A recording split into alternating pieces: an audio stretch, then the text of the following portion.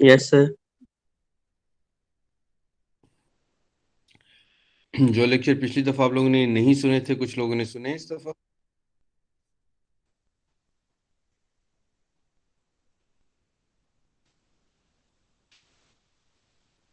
जी। जी sir, सुन लिए। चलें, वेरी गुड।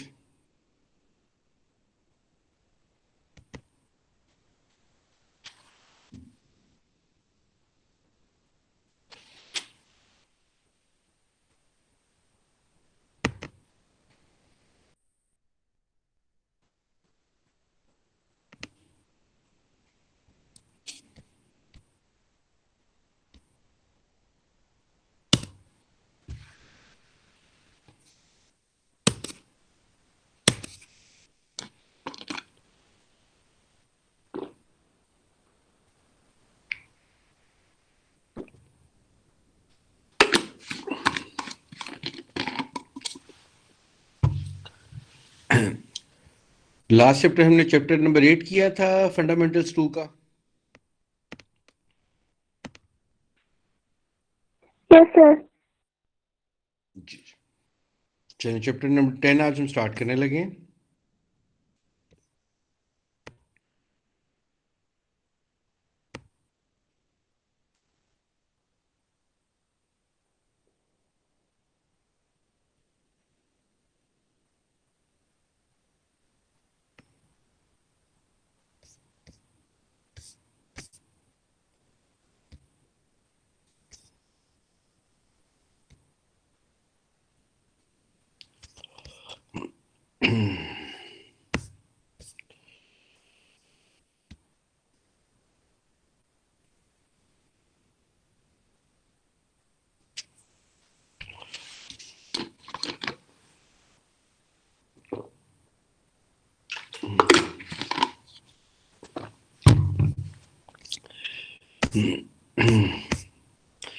अच्छा जी, आपको ये स्लाइड नजर आ रही है चैप्टर नंबर 10 की? यस सर, आ रही अच्छा, हमने 8 चैप्टर को पढ़ा था, अब 10वें को पढ़ रहे हैं, फिर 8, 10, 12, 14 और फिर 15, 16 चैप्टर हमने पढ़ना है। जो ऑड नंबर के चैप्टर्स हैं 9, 11, 13, ये हमने नहीं डिस्कस करने। ये यूज़र मैनेज हमारे पास जो है मैनुअल बैकअप जर्नल तरीका, इसको हम फॉलो करेंगे। वो स्पेसिफिकली एक टूल के साथ बाकी सारे काम करने का तरीकाकार बता रहा है, उसको भी हम डिस्कस नहीं करेंगे। इस बात का क्या मतलब है ये भी अभी हमें समझ आ जाएगा। पहले हम स्टार्ट करते हैं user manage backups. Backup and recovery में अभी तक हम लोगों ने जो चीज़ पढ़ी है वो हम लोगों ने देखा है कि डेटाबेस में 2 मोड इंपॉर्टेंट होते हैं। पहला मोड कौन सा होता है? नो आर्काइव मोड, और दूसरा हमारे पास आ जाता है archive log mode. No archive mode के अंदर point in time recovery possible नहीं होती, वहाँ पे रिकवरी सिर्फ लास्ट बैकअप तक होती है। आर्काइव लॉग मोड में जिस पॉइंट पे फेलियर होता है उस पॉइंट तक रिकवरी करना मुमकिन होता है, कोई भी ट्रांजैक्शन ज़ाया नहीं होती, और इस रिकवरी को हम पॉइंट इन टाइम रिकवरी बोलते हैं। Point in time recovery is only possible in archive log mode. Archive log mode या आर्काइव फाइल्स का पर्पस क्या होता है? ये कुशन प्रोवाइड करता है दो बैकअप्स के दरमियान। अगर दो बैकअप्स के दरमियान किसी जगह पे फेलियर अगर हो जाए तो लास्ट बैकअप से फेलियर पॉइंट तक का डाटा जो है वो हमें रीडू लॉग फाइल से मिल जाता है। ये इसका क्या है, हमारे पास एडवांटेज है। सो ये क्या ऐड करता है सिस्टम में? रिलायबिलिटी। एक एक्स्ट्रा कॉपी जनरेट करनी पड़ती है तो क्या चीज़ कम हो जाती है? एफिशिएंसी कम हो जाती है। तो ये हमारे पास स्टेटस है जो अभी तक बैकअप एंड रिकवरी का हमने पढ़ा है। इसका मतलब है जब भी हम डेटाबेस के बैकअप की बात करेंगे या उसकी रिकवरी की बात करेंगे, तो बैकअप की बात करने के लिए इंपॉर्टेंट ये है कि डेटाबेस किस मोड में चल रही है। आर्काइव लॉग मोड में चल रही है तो बैकअप का तरीकाकार कुछ और होगा। अगर नो आर्काइव लॉग मोड में चल रही है तो इसका तरीकाकार कुछ और होगा। अब हम इसको देखने जा रहे हैं one by one. Terminologies: whole database backup, target database may be open or closed, backup of all data files that are control file, partial backup, table space, data file, control file, consistent backups or inconsistent backups. Whole database backup का मतलब हमारे पास ये होगा कि आपने पूरी database का backup लेना है। ये डेटाबेस के क्लोज होने के बाद भी लिया जा सकता है और ओपन डेटाबेस का भी लिया जा सकता है। पूरी तमाम डाटा फाइल्स और कंट्रोल फाइल, सिर्फ इन दो फाइल्स का अगर हम बैकअप ले लें तो इसको होल डेटाबेस बैकअप कंसिडर किया जाता है। पैरामीटर फाइल आ गई आपके पास, और आपके पास पासवर्ड फाइल आ गई, और आपके पास आर्काइव फाइल आ गई।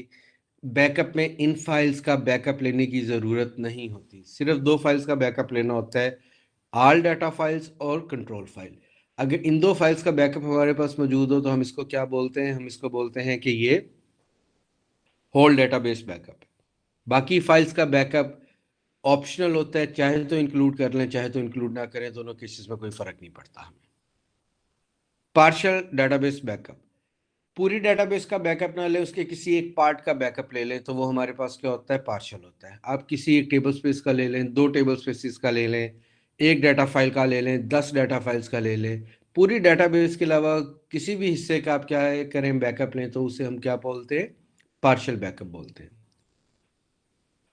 कंसिस्टेंट बैकअप्स और इनकंसिस्टेंट बैकअप। कंसिस्टेंट बैकअप क्या होगा कि इस बैकअप से अगर मैं रिकवरी परफॉर्म करूंगा तो मुझे स्टार्टअप के ऊपर रोल फॉरवर्ड और रोल बैक परफॉर्म करने की ज़रूरत नहीं पड़ेगी, तमाम फाइल्स कंसिस्टेंट हालत में होंगी। इनकंसिस्टेंट बैकअप से जब मैं रिकवरी परफॉर्म करूंगा तो हमारे पास स्टार्टअप के ऊपर roll forward and roll back perform करना पड़ेगा। क्या ये बातें जो मैंने की हैं आप लोगों को समझ आ रही हैं?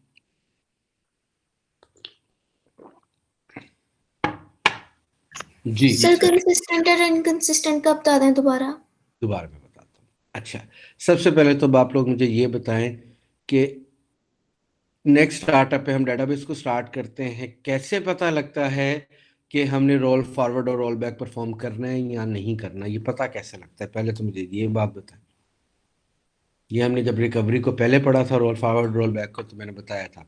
सोचो अगर याद आता तो बताएं मुझे।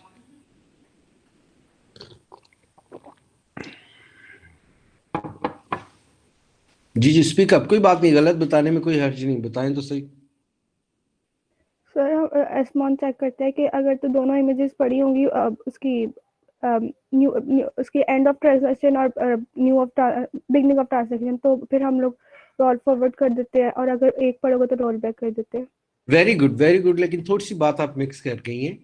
एसमोन का, एसमोन ही नहीं वेरीफाई करना, एसमोन ये चेक करता है कि आपके पास जो रीडू लॉक फाइल का नंबर है, जिसको लॉक स्विच नंबर बोलते थे, वो जो डेटा फाइल में पड़ा हुआ है और जो कंट्रोल फाइल के हेडर में पड़ा हुआ है, क्या ये वो सेम है? अगर तो सेम है तो इसका मतलब है डेटा जो है सिंक्रोनाइज है, इसकी को रिकवर करने की जरूरत नहीं, ये ऑलरेडी रिकवर्ड यानी कंसिस्टेंट डेटा है। लेकिन अगर डाटा फाइल के हेडर और कंट्रोल फाइल में रीडू लॉग का सीक्वेंस नंबर सेम ना हो, चेक पॉइंट नंबर सेम ना हो, तो फिर हम क्या, not log number rather checkpoint number, अगर ये चेक पॉइंट नंबर दोनों फाइल्स के अंदर सेम ना हो, किसमें? डाटा फाइल के हेडर में और कंट्रोल फाइल में, तो इसका मतलब है डाटे को रिकवर करने की ज़रूरत है, डाटा कंसिस्टेंट नहीं है बल्कि इनकंसिस्टेंट है। तो चेक पॉइंट नंबर की बेसिस के ऊपर हम कंसिस्टेंसी और इनकंसिस्टेंसी को डिसाइड करते हैं। अब यहाँ पे हम बात ये कर रहे हैं कि जब हम बैकअप लेंगे तो कुछ बैकअप्स हमारे पास होंगे जो हमेशा कंसिस्टेंट बैकअप्स ही होंगे, और कुछ बैकअप्स हमारे पास होंगे जो हमेशा क्या होंगे? इनकंसिस्टेंट बैकअप होंगे। यानी कंसिस्टेंट बैकअप से जब रिकवरी परफॉर्म करेंगे तो सिर्फ रीस्टोर करेंगे, रोल फॉरवर्ड और रोल बैक परफॉर्म करने की जरूरत ही नहीं पड़ेगी। इनकंसिस्टेंट बैकअप से जब भी रिकवरी परफॉर्म करेंगे तो पहले रिस्टोर करेंगे, उसके बाद रोल फॉरवर्ड परफॉर्म होगा, फिर रोल बैक परफॉर्म होगा, फिर डेटाबेस कंसिस्टेंट हो जाएगी। ठीक हो गया जी। सो अब आप मुझे ये बताएं कि कौन सा बैकअप बेहतर है, कंसिस्टेंट बैकअप बेहतर है कि इनकंसिस्टेंट बैकअप बेहतर है? कंसिस्टेंट। ऑब्वियसली कंसिस्टेंट बैकअप्स बेहतर नजर आते हैं, लेकिन बहुत सारे केसेस के अंदर कंसिस्टेंट बैकअप की ऑप्शन हमारे पास मौजूद नहीं होती। एक second.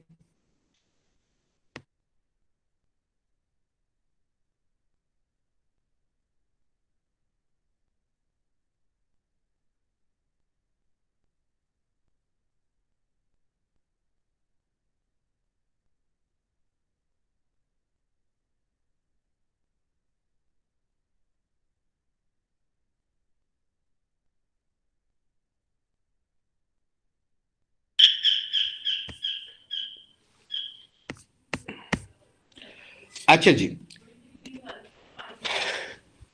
User manage backups and recovery. Files are backed up with operating system commands. Backups are restored with operating system command. ये सबसे अच्छी बात है, इसको जहन में रखें. आपके पास बैकअप सबसे आसान काम है. क्यों? ये कॉपी पेस्ट है. कॉपी पेस्ट हमेशा ऑपरेटिंग सिस्टम की कमांड होती है. फॉर एग्जांपल, अगर मैं विंडोज इस्तेमाल कर रहा हूं और मैंने बैकअप लेना है तो मैं क्या करूंगा? अगर सी के ऊपर मेरा सिस्टम की फाइल्स पड़ी हुई है जिनका मैंने बैकअप लेना है तो मैं राइट क्लिक करूंगा, कॉपी करूंगा उनको और डी पे जाके बैकअप के फोल्डर में पेस्ट कर दूंगा. तो ये बैकअप कंप्लीट हो गया. अगर सी पे पड़ी हुई फाइल्स किसी वजह से करप्ट हो जाती हैं और मुझे उन्हें रिस्टोर करना है तो मैं डी से जाके उन्हें कॉपी करूंगा और सी पे जाके पेस्ट कर दूंगा. तो ये रिस्टोर हो जाएगा. तो अगर आपने बैकअप लेना है तो इसका मतलब है एक्चुअल लोकेशन से बैकअप डिवाइस के ऊपर कॉपी करना है, that is called a backup. और अगर आपने रिस्टोर करना है तो बैकअप डिवाइस से आपने उठा के उसको कहाँ पे कॉपी करना है? एक्चुअल लोकेशन के ऊपर, that is called a restore. दोनों किससे परफॉर्म होते हैं? ऑपरेटिंग सिस्टम कमांड से.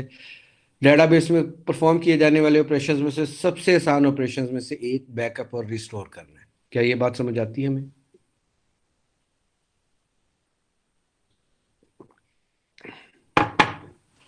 जी, क्या ये बात ही आपको क्लियर हुई है?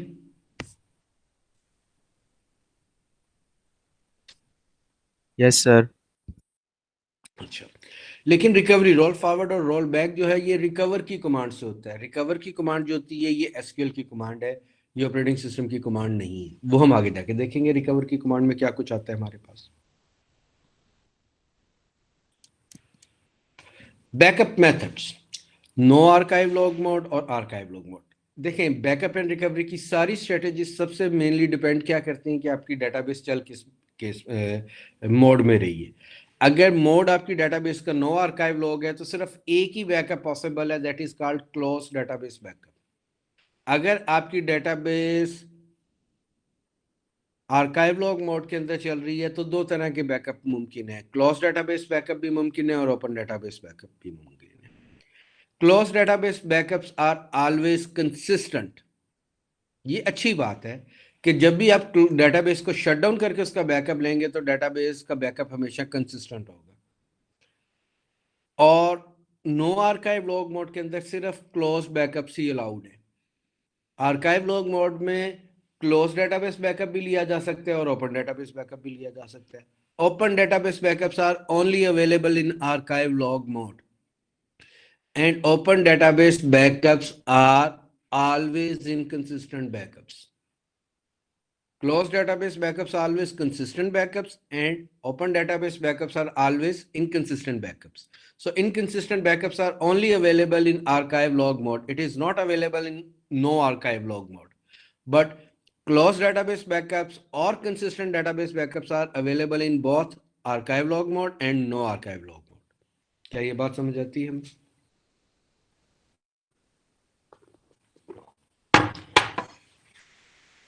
Yes sir. अच्छा, मुझे ये बताएं, बेहतर बैकअप किसको भी हमने डिसाइड किया था है? Sir consistent. वो कौन सा होता है? Close database backup. बिल्कुल ठीक है. लेकिन मेरी एक बात सुनो, क्लोज डेटाबेस बैकअप का मतलब है डेटाबेस को शट डाउन करना है. शट डाउन करते हुए वो तमाम फाइल सिंक्रोनाइज हो जाएंगी और जब आप उनकी कॉपी करेंगे तो फाइल्स की कॉपी भी सिंक्रोनाइज होंगी. तो क्लोज डेटाबेस बैकअप इसलिए कंसिस्टेंट होता है. मगर ये वाला बैकअप उस केस में कब लेंगे जब 24 आवर्स अ डे और 7 डेज अ वीक सिस्टम चल रहा है, जैसे एटीएम मशीन. अब इसका अगर हमें हर 5 घंटे के बाद बैकअप लेना है तो हर 5 घंटे के बाद एटीएम मशीन्स को बंद तो नहीं किया जा सकता. इसका मतलब है एटीएम मशीन्स का जो बैकअप लेना है वो भी उनके चलते हुए ही ले लेना है, उनको बंद करके नहीं लेना. अब चलते हुए लेना है तो अगर 1000 फाइल्स हैं तो 1000 की 1000 फाइल्स को इकट्ठा बंद करके आप उनका बैकअप लेंगे तो इससे तो अच्छा फिर शट डाउन ही कर दो. इसका मतलब है उसका पार्शियल बैकअप लेंगे.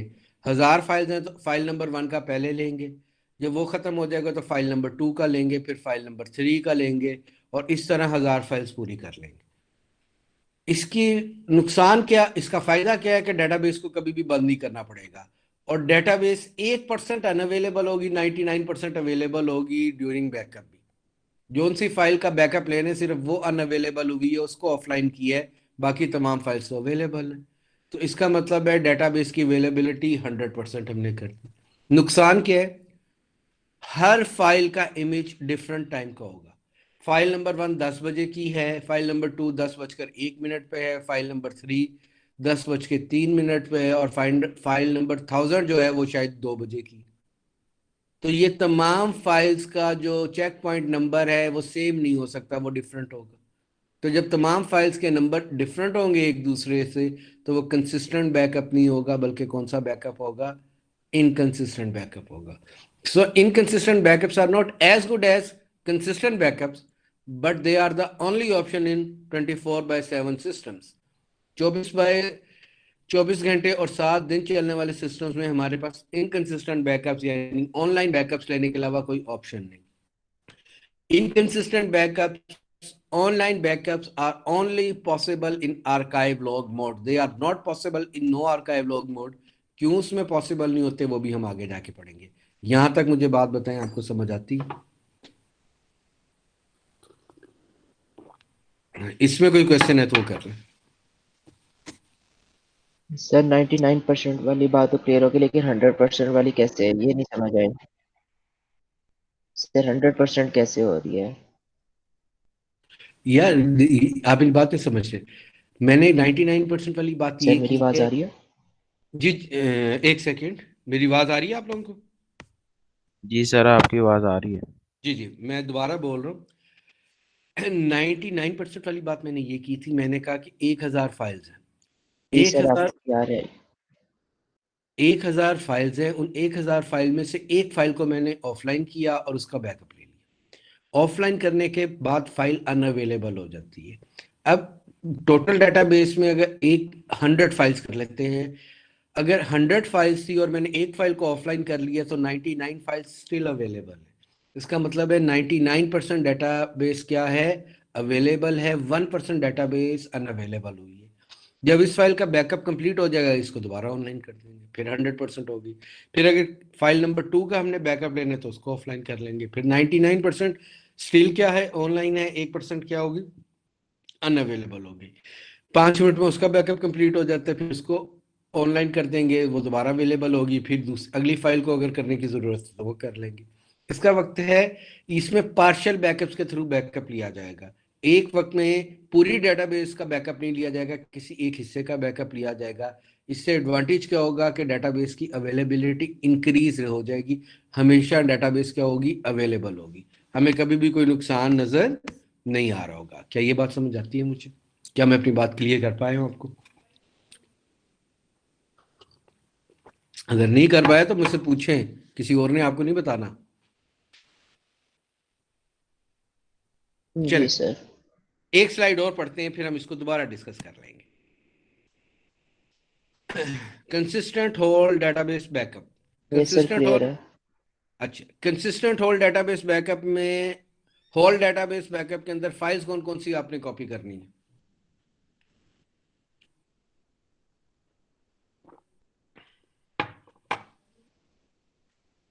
होल डेटाबेस बैकअप में कौन सी फाइल्स कर लें तो होल कंसिडर हो जाता है? सर डेटा फाइल और control file. Data file and all control file. बिल्कुल ठीक है। All data files and control files, log files, parameter file, password files और ऑप्शनल फाइल कर लेंगे तो ठीक है, नहीं करेंगे तब भी ठीक है। Advantages of making consistent whole database backups. Conceptually very simple, easy to perform, require little operation interaction. देखो, ऑपरेटर इंटरेक्शन जहां पे बहुत ज्यादा होगी वहां पे ह्यूमन डिपेंडेंसी आ जाएगी। जहां पर ह्यूमन डिपेंडेंसी आ जाएगी वहां पे एरर के चांसेस इंक्रीज हो जाएंगे। ये तो बड़ी आसान काम है। आपने करना क्या है? आपने कॉपी करना है एक डिवाइस से और दूसरी डिवाइस पे पेस्ट कर देना है, तो ह्यूमन एरर के चांसेस मिनिमाइज हो जाएंगे, क्योंकि काम है ही बहुत सिंपल सा, एक एक्शन परफॉर्म करना है, कॉपी और paste. Conceptually very simple, copy backup लेना है तो एक्चुअल लोकेशन से बैकअप डिवाइस पे पेस्ट कर दो, और अगर रिकवरी करनी है तो बैकअप डिवाइस से कॉपी करो और एक्चुअल लोकेशन पे पेस्ट कर दो। तो कंसेप्चुअली वेरी सिंपल है, इजी टू परफॉर्म है, ऑपरेटर की इंटरेक्शन कम है। तो होल डेटाबेस बैकअप्स को परफॉर्म करना इंतहाई आसान काम। सो वो हमने जो पहले बात की थी तो उससे भी हमें आइडिया हो गया था उसने स्पेसिफिकली इस बात को मेंशन भी कर दी है कि इजी टू परफॉर्म और कंसेप्चुअली बहुत सिंपल है ये। 3 स्टेप्स हैं जी। शट डाउन इमीडिएट, कॉपी करना है फाइल्स को, और स्टार्टअप ओपन। बस ब्लू फाइल्स उसने डाटा फाइल्स और कंट्रोल फाइल्स को किया हुआ है क्योंकि ये कंपल्सरी है। बाकी उसने ग्रे कलर में रखी हैं। ये चाहें तो आप कॉपी करना, चाहें तो कॉपी ना करें, नहीं भी करेंगे तो कोई फर्क नहीं पड़ेगा। क्या यहां तक मेरी बात समझ आती है आप लोगों को?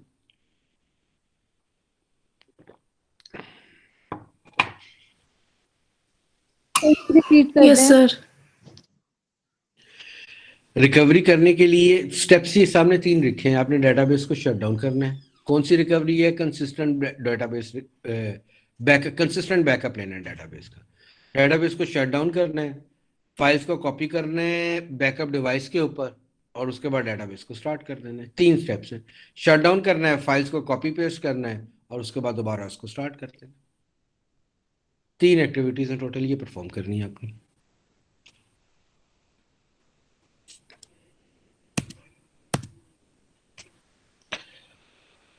ओपन डेटाबेस रिकवरी की बात करने लगे।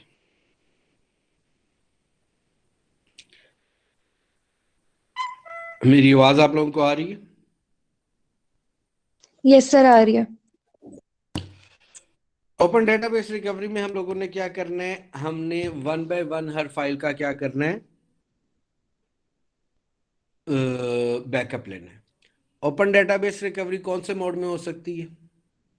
ओपन डेटाबेस बैकअप किस मोड में लिया जाता है?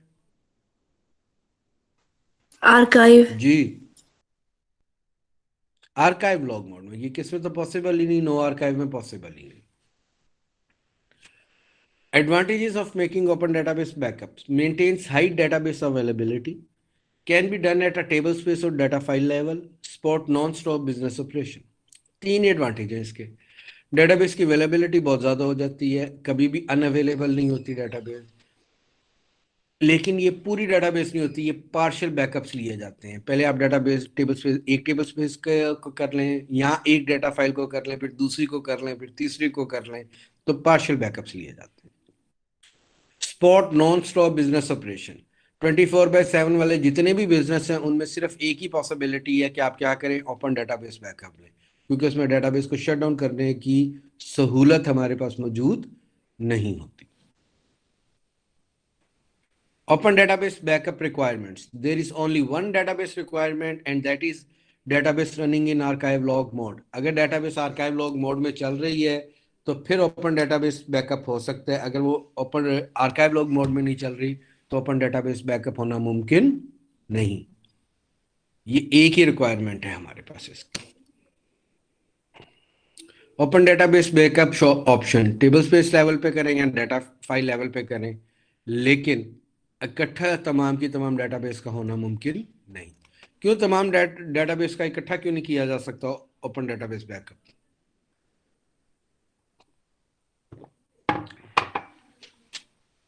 अगर पूरा इकट्ठा ही करना है तो फिर शट डाउन करके करेंगे, तो फिर उसकी 0% अवेलेबिलिटी हो जाएगी। Exactly, very good. कि अगर उसको सारे को इकट्ठा ही हमने ऑफलाइन कर देना है तो ऑफलाइन करने की जगह शट डाउन कर दो, क्योंकि डेटाबेस तो अनअवेलेबल ही कर दी हमने।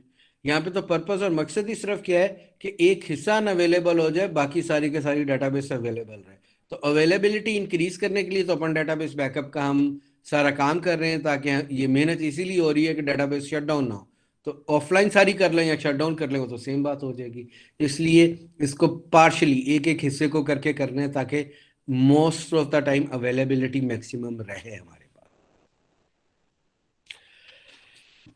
अब ऑनलाइन बैकअप लेने का तरीकाकार क्या है वो हम सामने आपके बता रहे हैं। Making a backup of an online table space, alter table space user begin backup.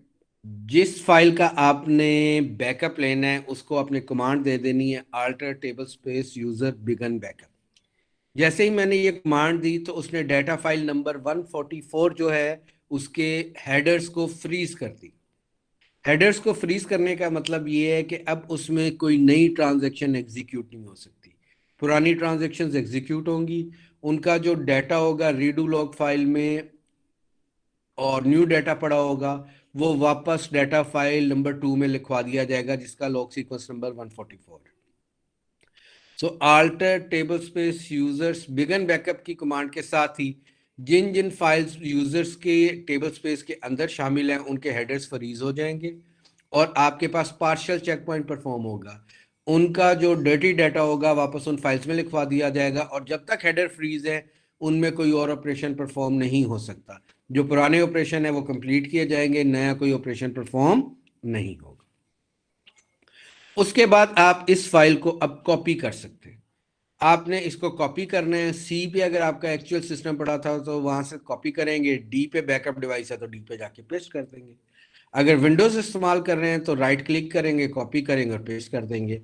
अगर आप इस्तेमाल कर रहे हैं कोई और ऑपरेटिंग सिस्टम तो उसकी जो कॉपी की कमांड है उसको यूज कर लेंगे।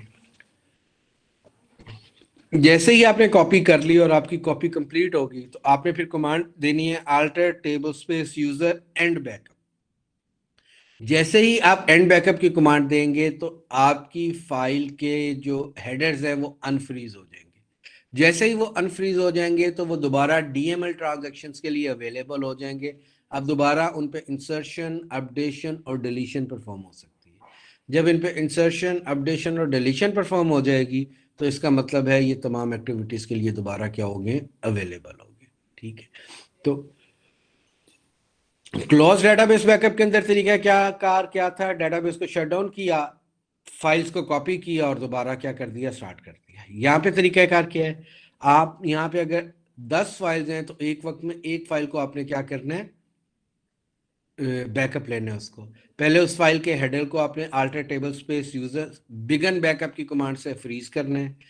उसके बाद आपने उसको कॉपी पेस्ट कर देना है from actual location to backup device और जब वो कॉपी कंप्लीट हो जाएगा तो उसके बाद उसको एंड बैकअप कर देना है। जब ये एक फाइल के लिए आपने काम कर लिया और 100 फाइल्स हैं आपके पास तो ये वाला प्रोसेस आपने कितनी दफ़ा परफॉर्म करना है, 100 टाइम्स परफॉर्म करना है। तो आपका एक दफ़ा का डेटाबेस का बैकअप कंप्लीट हो जाएगा। क्या ये बात समझ आती है? जी सर। ठीक हो गया।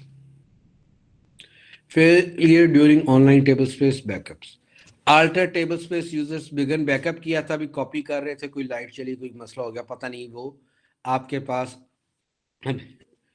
कॉपी हुआ है या कॉपी नहीं हुआ। आपने क्या करना है, alter table space data file and backup, जो सी फाइल कर रहे थे उसका पहले एंड बैकअप देंगे ताकि उसके हेडर अनफ्रीज हो जाए। और 9i के अंदर सहूलत ये हो गई है कि आपने फाइल का नाम देना ही नहीं, आप करें अल्टर डेटाबेस एंड बैकअप, तो जितने भी फाइल्स के हेडर्स फ्रीज हुए होंगे वो अनफ्रीज हो जाएंगे और उसके बाद आप दोबारा उनका बैकअप लेना चाहें तो दोबारा बैकअप ले लें। इसमें कोई मुश्किल बात जो ना समझ आई हो?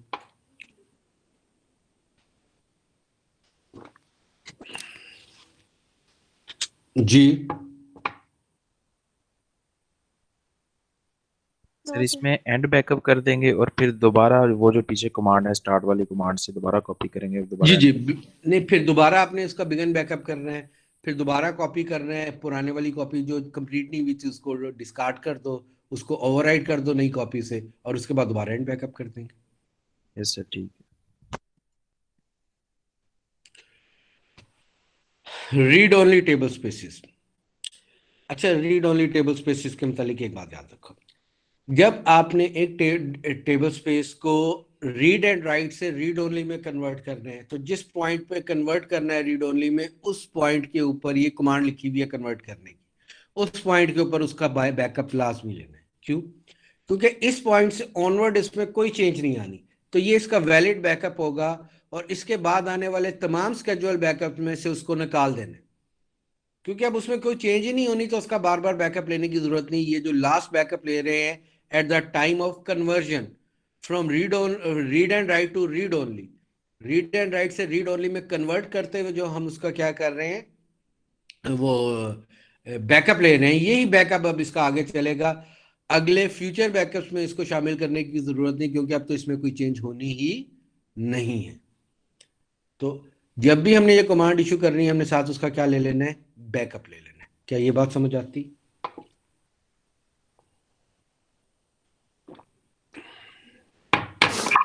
सर रिपीट करते हैं एक दफा। मैं दोबारा बोल रहा हूँ, अगर एक डेटाबेस रीड एंड राइट दोनों ऑपरेशंस के लिए अवेलेबल है और मैं उसे कन्वर्ट कर रहा हूँ रीड ओनली के लिए, सामने जो कमांड लिखी है इसकी मदद से, तो जैसे ही मैं इसे रीड ओनली में कन्वर्ट करूंगा तो उस पॉइंट पे मैंने उसका बैकअप लेना है। क्यों? क्योंकि इससे पहले तो इसमें चेंजेस हो रही थी, इसके बाद इसमें कोई चेंज नहीं होनी, तो इस पॉइंट पे इसका बैकअप ले लूंगा और आने वाले जितने भी स्केड्यूल बैकअप होंगे उसमें से अब इस फाइल को निकाल दूंगा। इसका बार बार बैकअप लेने की जरूरत नहीं, क्योंकि फ्यूचर में ये रीड ओनली है, इसमें कोई चेंज नहीं होनी। लेकिन या इस पॉइंट पे इसका बैकअप ले लो क्योंकि इससे पहले तक इसमें चेंजेस हुई। वाइस वर्सा कर लो, अगर रीड ओनली टेबल स्पेस हो और उसको मैं रीड एंड राइट में कन्वर्ट कर रहा हूं तो उस टाइम उसका बैकअप लेना जरूरी है।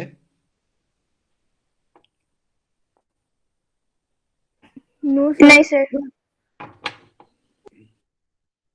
जिसने यस कहा है वो बताया क्यों यस। सर किसी ने नहीं कहा, नो ही बोला है। अच्छा, नो ही बोला है। नो तो बिल्कुल ठीक आंसर है। देखो, जब रीड ओनली को रीड एंड राइट में कन्वर्ट करेंगे तो उसका उस पॉइंट के ऊपर कोई बैकअप लेने की जरूरत नहीं, क्योंकि उसका पिछला बैकअप ही वैलिड है, उसमें चेंज तो कोई हुई नहीं। आने वाले स्केड्यूल बैकअप्स में अब उसको शामिल करना है। यस सर, क्योंकि अब इसमें चेंजेस होगी। यस, तो आने वाले स्केड्यूल बैकअप्स में उसको हमने क्या करना है, ऐड करना है। तो ये रीड ओनली के केस में हमने करना है। इसको कोई भी पढ़ दे भाई, ये स्लाइड रीड करते हैं आप लोग मुझे।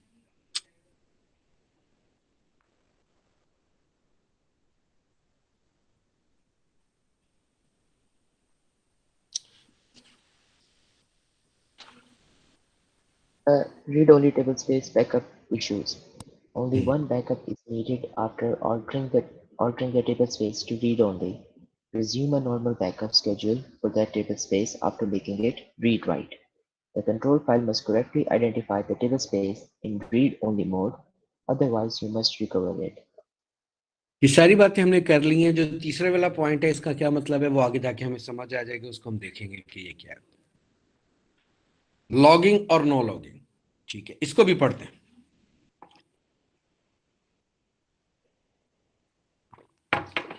Backup issues with logging and non-logging options. Logging, all changes recorded to redo, fully recoverable from last backup, no additional backup. No logging, minimal redo recorded, not recoverable from last backups, may require additional backup.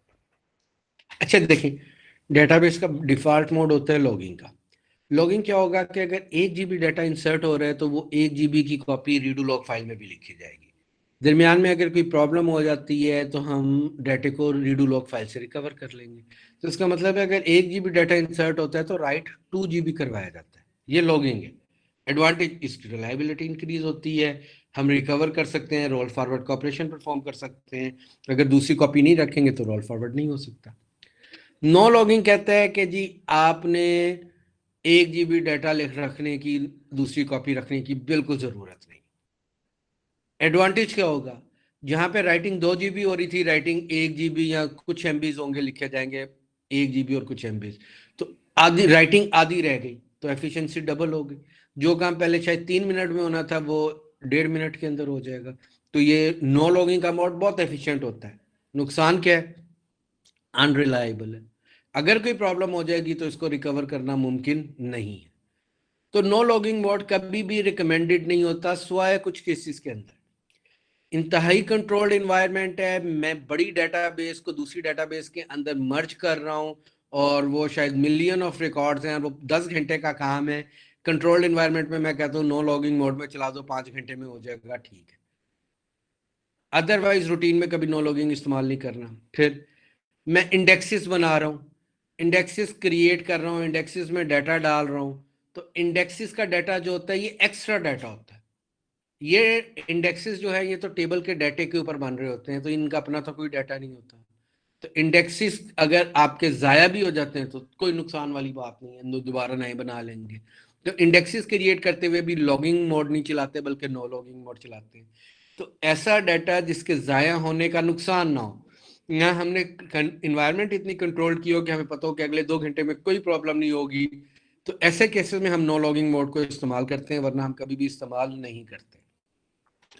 Default mode कौन सा है? Logging. Logging का advantage क्या है? Reliability ज्यादा हो जाती है। नुकसान क्या है? एफिशिएंसी कम हो जाती है। No logging non default mode है।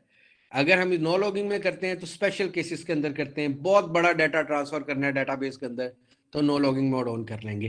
लेकिन हमें पता होगा कंट्रोल्ड एनवायरनमेंट है, ये खराब नहीं होता। दूसरा, ऐसा डाटा जिसके ज़ाया होने से हमें कोई फिक्र ना हो, उसको हम किस मोड में चलाते हैं? नो लॉगिंग मोड के अंदर चलाते हैं। ये दोनों बातें क्या समझ आती हैं आप लोगों को?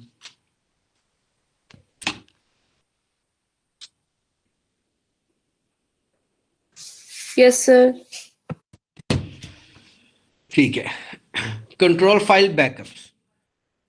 कंट्रोल फाइल्स आपके पास है तो alternate table space backup control file to control file, ये आपको बाइनरी इमेज की फाइल जनरेट कर देगी।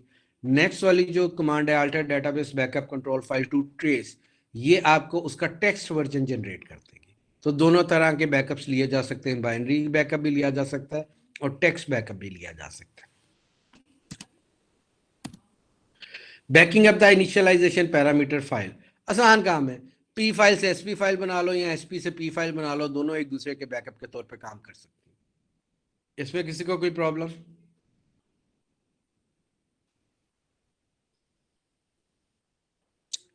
जी, इसमें कोई प्रॉब्लम है? आगे चले हम। नो सर, कोई प्रॉब्लम नहीं है। अच्छा, ये डीबी वेरीफाई की यूटिलिटी होती है। ये वेरीफाई करके देती है कि आपका जो बैकअप है वो ठीक है या ठीक नहीं है। अब इसमें ये कोई रिकॉर्ड्स की करेक्शन चेक नहीं करती। ये क्या चेक करती है कि जो आपके पास फ्री स्पेस थी, जो डेटे वाला एरिया था और जो हेडर का एरिया था, वो उसी प्रोपोर्शन में एग्जिस्ट करता है डेटाबेस ब्लॉक्स के अंदर, जिस प्रोपोर्शन में हम लोगों ने सेट किया था। अगर उसी प्रोपोर्शन के अंदर है तो ये कहती है कि डाटा ठीक है, और अगर ये उस प्रोपोर्शन के अंदर ना हो तो ये कहती है कि डाटा ठीक नहीं है। इसको हम क्या बोलते हैं? DB verify utility. तो ये ब्लॉक्स के स्ट्रक्चर को वेरीफाई करती है, ये डाटे को वेरीफाई नहीं करती। एक्सटर्नल कमांड लाइन यूटिलिटी है, used to ensure that backup database और data file is valid before a restore, can be a helpful diagnostic and when data corruption problems are encountered. DB verify की utility है, detail इसके नीचे आपको मिल जाएगी। ये हमारे पास बैकअप का चैप्टर था।